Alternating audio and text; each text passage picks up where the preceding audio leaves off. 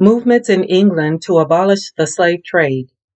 The historian of the abolition of the slave trade by the British Parliament was Mr. Thomas Clarkson. He was among the warmest supporters of the sacred cause, and from the year 1785 he devoted his life to it.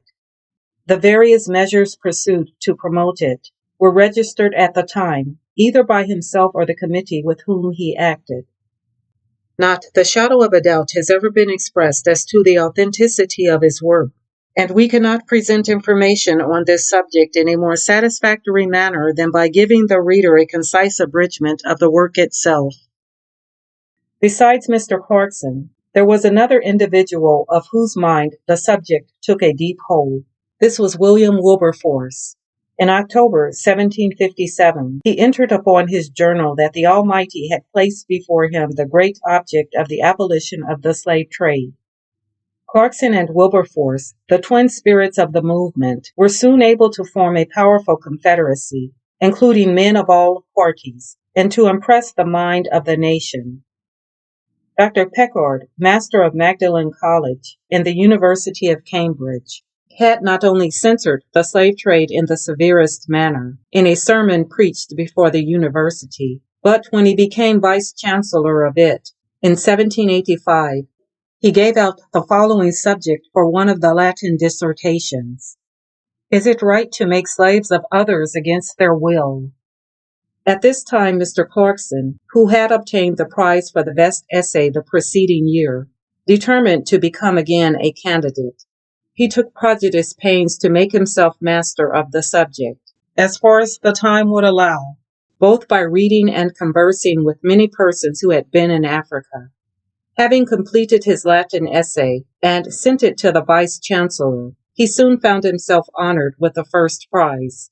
The subject of the essay so entirely engrossed his thoughts that he became seriously affected. He tried to persuade himself that the contents of the essay were not true. The more, however, he reflected upon his authorities, the more he gave them credit, until he finally became convinced that it was the duty of someone to endeavor to mitigate the sufferings of the unhappy Africans. He finally resolved to devote his own life to the cause. When this resolution was formed, he was but 24 years of age, and he considered his youth and want of knowledge of the world as a great obstacle. He thought, however, that there was one way in which he might begin to be useful, by translating his Latin essay and publishing it in English. Of this period of his life and labors he says, In the course of the autumn of this year, 1785, I walked frequently into the woods that I might think on the subject of the slave trade in solitude. But there the question still occurred: Are these things true?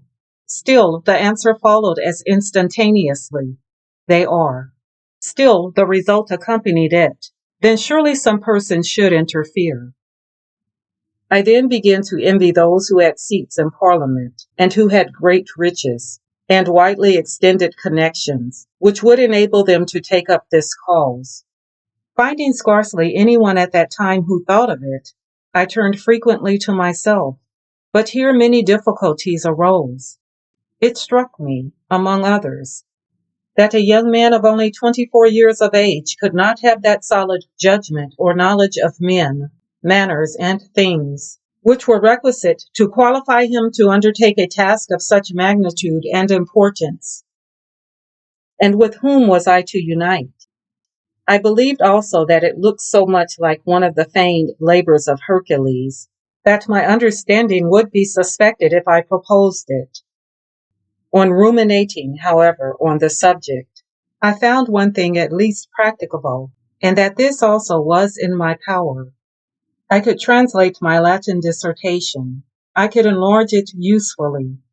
I could see how the public received it, or how far they were likely to favor any serious measures, which should have a tendency to produce the abolition of the slave trade.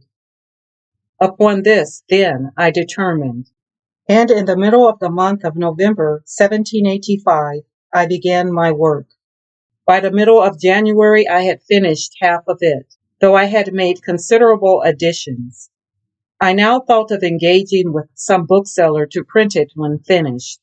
For this purpose, I called upon Mr. Cadell in the Strand and consulted him about it. He said that as the original essay had been honored by the University of Cambridge with the first prize, this circumstance would ensure it a respectable circulation among persons of taste.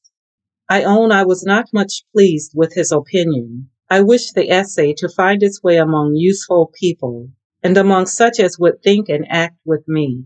Accordingly, I left Mr. Cadell, after having thanked him for his civility, and determined, as I thought I had time sufficient before dinner, to call upon a friend in the city.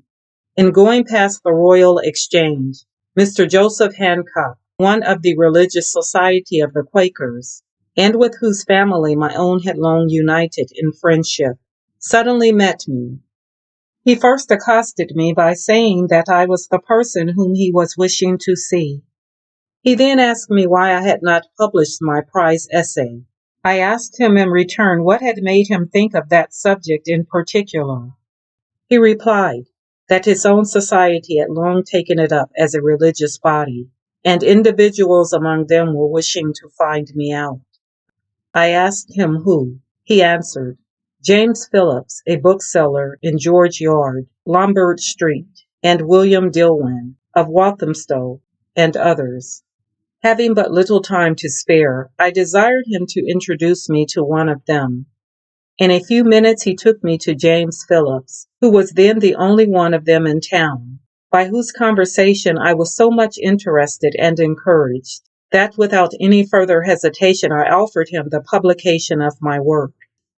This accidental introduction of me to James Phillips was, I found afterwards, a most happy circumstance for the promotion of the cause which I had then so deeply at heart, as it led me to the knowledge of several of those who became afterwards material coadjutors in it. It was also of great importance to me with respect to the work itself, for he possessed an acute penetration, a solid judgment, and a literary knowledge, which he proved by the many alterations and additions he proposed, and which I believe I uniformly adopted, after mature consideration, from a sense of their real value. It was advantageous to me also, inasmuch as it led me to his friendship, which was never interrupted but by his death. On my second visit to James Phillips, at which time I brought him about half my manuscript for the press, I desired him to introduce me to William Dillwyn, as he had also mentioned him to me on my first visit, and as I had not seen Mr. Hancock since. Matters were accordingly arranged, and a day appointed before I left him. On this day I had my first interview with my new friend. 2 or 3 others of his own religious society were present, but who they were I do not now recollect. There seemed to be a great desire among them to know the motive by which I had been actuated in contending for the prize. I told them frankly that I had no motive but that which other young men in the university had on such occasions, namely, the wish of being distinguished, or of obtaining literary honor, but that I had felt so deeply on the subject of it, that I had lately interested myself in it from a motive of duty. My conduct seemed to be highly approved by those present, and much conversation ensued, but it was of a general nature. As William Dillwyn wished very much to see me at his house at Walthamstow, I appointed the 13th of March to spend the day with him there. We talked for the most part, during my stay, on the subject of my essay. I soon discovered the treasure I had met within his local knowledge, both of the slave trade and of slavery, as they existed in the United States, and I gained from him several facts, which, with his permission, I afterwards inserted in my work. But how surprised was I to hear, in the course of our conversation, of the labors of Granville Sharp, of the writings of Ramsay, and of the controversy in which the latter was engaged, of all which I had hitherto known nothing. How surprised was I to learn that William Dillwyn himself had 2 years before associated himself with 5 others for the purpose of enlightening the public mind upon this great subject. How astonished was I to find that a society had been formed in America for the same object, with some of the principal members of which he was intimately acquainted, and how still more astonished at the inference which instantly rushed upon my mind, that he was capable of being made the great medium of connection between them all. These thoughts almost overpowered me. I believe that after this I talked but little more to my friend. My mind was overwhelmed with the thought that I had been providentially directed to his house, that the finger of Providence was beginning to be discernible, that the day star of African liberty was rising, and that probably I might be permitted to become an humble instrument in promoting it. In the course of attending my work, as now in the press, James Phillips introduced me also to Granville Sharp, with whom I had afterwards many interesting interviews from time to time, and whom I discovered to be a distant relation by my father's side. He introduced me also by letter to a correspondence with Mr. Ramsay, who in a short time afterwards came to London to see me. He introduced me also to his cousin, Richard Phillips of Lincoln's Inn, who was at that time on the point of joining the religious society of the Quakers. In him I found much sympathy and a willingness to cooperate with me. When dull and disconsolate, he encouraged me. When in spirits, he stimulated me further. Him I am now to mention as a new, but soon afterwards as an active and indefatigable coadjutor in the cause. I shall only now add that my work was at length printed, that it was entitled An Essay on the Slavery and Commerce of the Human Species, particularly the African, translated from a Latin dissertation, which was honored with the first prize at the University of Cambridge for the year 1785, with additions, and that it was ushered into the world in the month of June, 1786, or in about a year after it had been read in the Senate House in its first form. I had long had the honor of the friendship of Mr. Bennet Langton, and I determined to carry him one of my books, and to interest his feelings in it, with a view of procuring his assistance in the cause. Mr. Langton was a gentleman of an ancient family and respectable fortune in Lincolnshire, but resided then in the Queen Square, Westminster. He was known as the friend of Dr. Johnson, Jonas Hanway, Edmund Burke, Sir Joshua Reynolds, and others. Among his acquaintance indeed were most of the literary and eminent professionals, and public-spirited men of the times. At court also he was well known, and had the esteem of his Majesty, with whom he frequently conversed. His friends were numerous also, in both houses of the legislature. As to himself, he was much noted for his learning, but most of all for the great example he gave with respect to the usefulness and integrity of his life. By introducing my work to the sanction of a friend of such high character and extensive connections, I thought I should be doing great things, and so the event proved, for when I went to him after he had read it, I found that it had made a deep impression upon his mind. As a friend to humanity, he lamented over the miseries of the oppressed Africans, and over the crimes of their tyrants as a friend to morality and religion. He cautioned me, however, against being too sanguine in my expectations, as so many thousands were interested in continuing the trade. Justice, however, which he said weighed with him beyond all private or political interests, demanded a public inquiry, and he would assist me to the utmost of his power in my attempts towards it. From this time he became a zealous and active coadjutor in the cause, and continued so to the end of his valuable life. I had now Sir Charles Middleton, who was in the House of Commons. I was sure of Dr. Porteous, who was in the House of Lords. I could count upon Lord Scarsdale, who was a peer also. I had secured Mr. Langton, who had a most extensive acquaintance with members of both houses of the legislature. I had also secured Dr. Baker, who had similar connections. I could depend on Granville Sharp, James Phillips, Richard Phillips, Ramsay, Dillwyn, and the little committee to which he belonged, as well as the whole society of the Quakers. I thought, therefore, upon the whole, that considering the short time I had been at work, I was well off with respect to support. I believed also that there were still several of my own acquaintance whom I could interest in the question, and I did not doubt that by exerting myself diligently, persons who were then strangers to me would be raised up in time. I considered next that it was impossible for a great cause like this to be forwarded without large pecuniary funds. I questioned whether some £1,000 would not be necessary, and from whence was such a sum to come. In answer to this, I persuaded myself that generous people would be found who would unite with me in contributing their mite towards the undertaking. And I seemed confident that as the Quakers had taken up the cause as a religious body, they would not be behindhand in supporting it.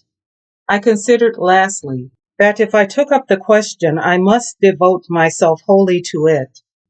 I was sensible that a little labor now and then would be inadequate to the purpose, or that where the interest of so many thousand persons were likely to be affected, constant exertion would be necessary.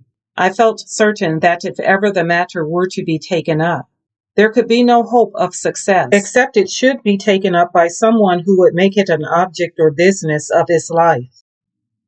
I thought, too, that a man's life might not be more than adequate to the accomplishment of the end, but I knew of no one who could devote such a portion of time to it.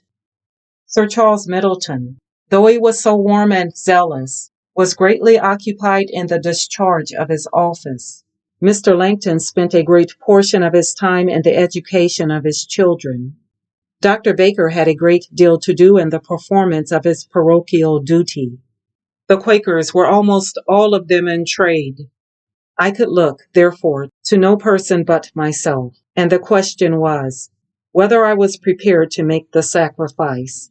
In favor of the undertaking, I urged to myself that never was any cause which had been taken up by man in any country or in any age so great and important, that never was there one in which so much misery was heard to cry for redress, that never was there one in which so much good could be done, never one in which the duty of Christian charity could be so extensively exercised, never one more worthy of the devotion of a whole life towards it, and that, if a man thought properly, he ought to rejoice to have been called into existence, if he were only permitted to become an instrument in forwarding it in any part of its progress. Against these sentiments, on the other hand, I had to urge that I had been designed for the church, that I had already advanced as far as deacon's orders in it, that my prospects there on account of my connections were then brilliant, that by appearing to desert my profession, my family would be dissatisfied, if not unhappy.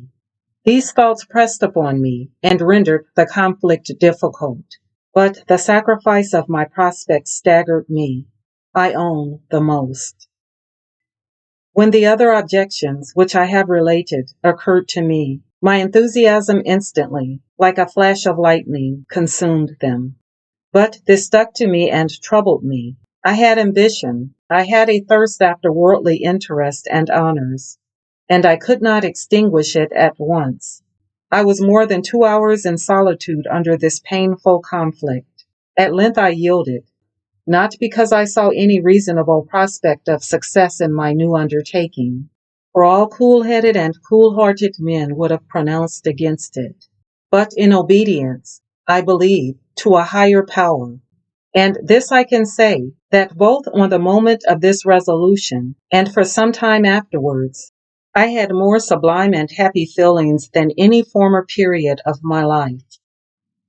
The distribution of my books having been consigned to proper hands, I began to qualify myself by obtaining further knowledge for the management of this great cause, as I had obtained the principal part of it from reading. I thought I ought now to see what could be seen, and to know from living persons what could be known on the subject. With respect to the first of these points, the river Thames presented itself as at hand. Ships were going occasionally from the port of London to Africa, and why could I not get on board them and examine for myself? After diligent inquiry, I heard of one which had just arrived. I found her to be a little wood vessel called the Lively, Captain Williamson, or one which traded to Africa in the natural productions of the country, such as ivory, beeswax, malagueta pepper, palm oil, and dye woods. I obtained specimens of some of these, so that I now became possessed of some of those things of which I had only read before. On conversing with the mate, he showed me one or two pieces of the cloth made by the natives, and from their own cotton. I prevailed upon him to sell me a piece of each. Here new feelings arose, and particularly when I considered that persons of so much apparent ingenuity and capable of such beautiful work as the Africans should be made slaves, and reduced to a level with the brute creation. My reflections here on the better use which might be made of Africa by the substitution of another trade, and on the better use which might be made of her inhabitants, served greatly to animate and to sustain me against the labor of my pursuits. The next vessel I boarded was the Fly, Captain Cooley. Here I found myself for the first time on the deck of a slave vessel. The sight of the rooms below and the gratings above, and of the barricado across the deck, and the explanation of the uses of all these, filled me both with melancholy and horror. I found soon afterwards a fire of indignation kindled within me. I now had scarce patience to talk with those on board. I had not the coolness this first time to go leisurely over the places that were open to me.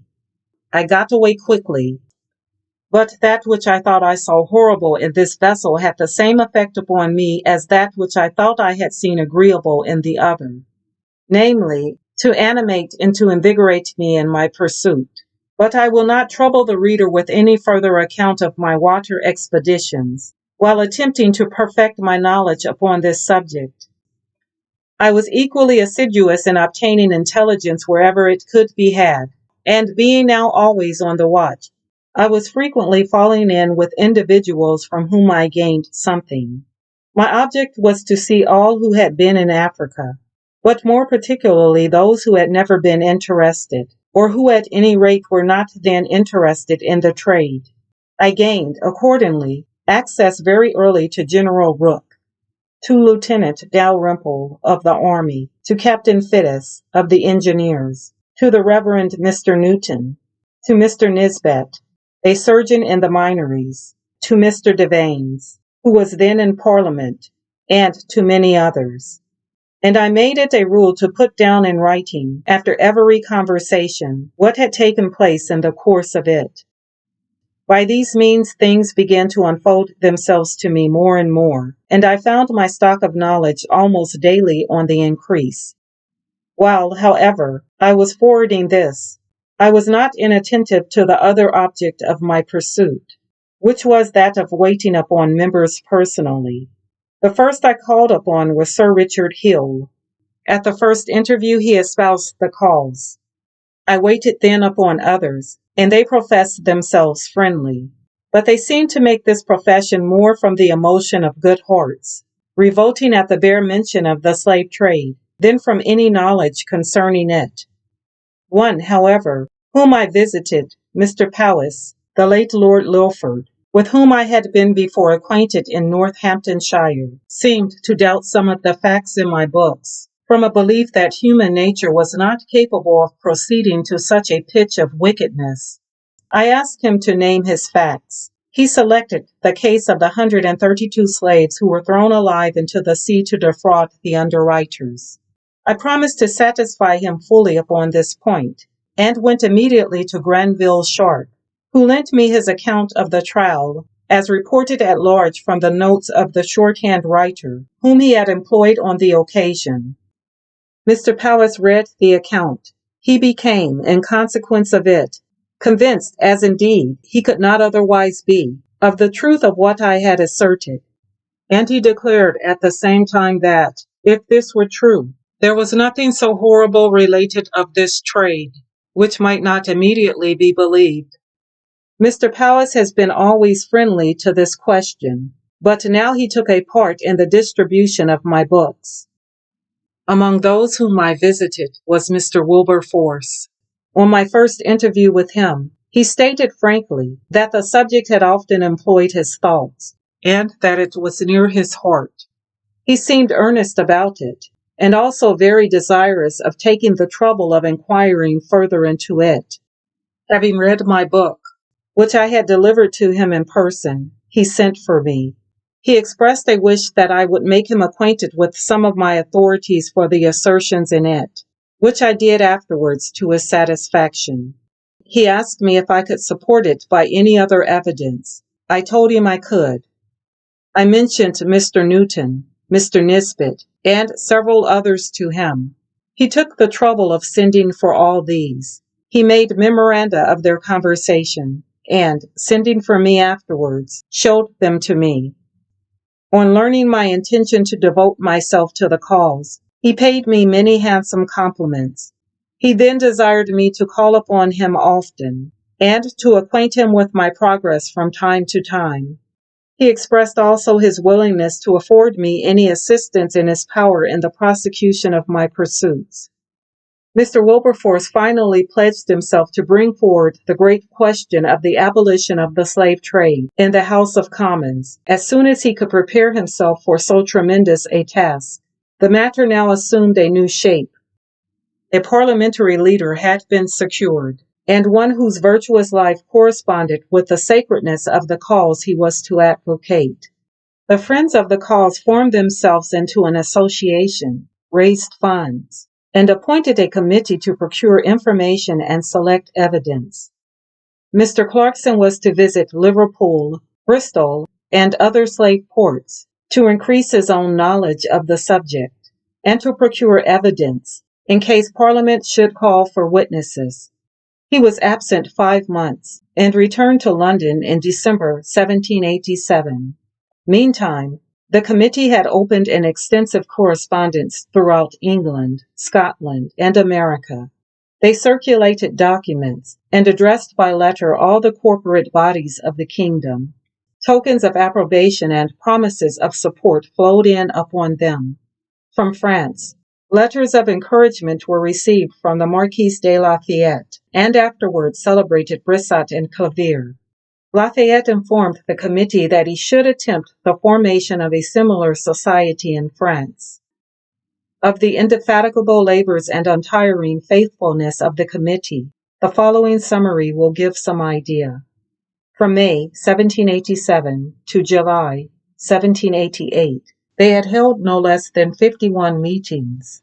These generally occupied them from about 6 in the evening till about 11 at night.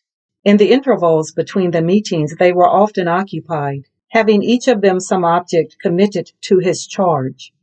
It is remarkable, too, that though they were all, except one, engaged in business or trade, and though they had the same cause as other men for innocent recreation, and the same interruptions of their health, there were individuals who were not absent more than 5 or 6 times within the period of the course of the 13 months during which they had exercised this public trust. They had printed and afterwards distributed, not at random, but judiciously, and through respectable channels, besides 26,526 reports, accounts of debates in Parliament, and other small papers, no less than 51,432 pamphlets, or books. Thus commenced the great struggle which was destined to last for a period of 20 years, a struggle with a gigantic commercial interest of Liverpool, Bristol, and other ports, and the proprietors of the West India plantations. Up to the month of February 1788, 35 petitions had been presented to Parliament in favor of abolishing the trade. These proceedings produced such an effect upon the government that the king was advised to order a committee of Privy Council to inquire into the nature of the slave trade. This was dated February 11, 1788, and required the committee to take into their consideration the present state of the African trade, particularly as far as related to the practice and manner of purchasing or obtaining slaves on the coast of Africa, and the importation and sale thereof.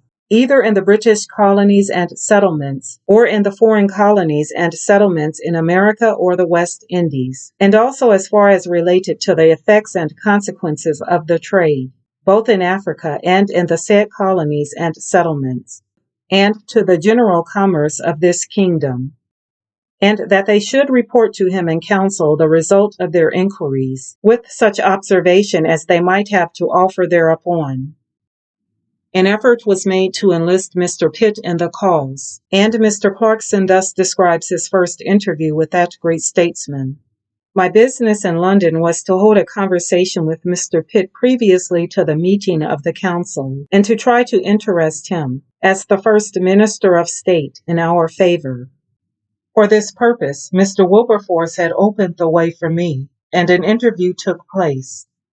We were in free conversation together for a considerable time, during which we went through most of the branches of the subject.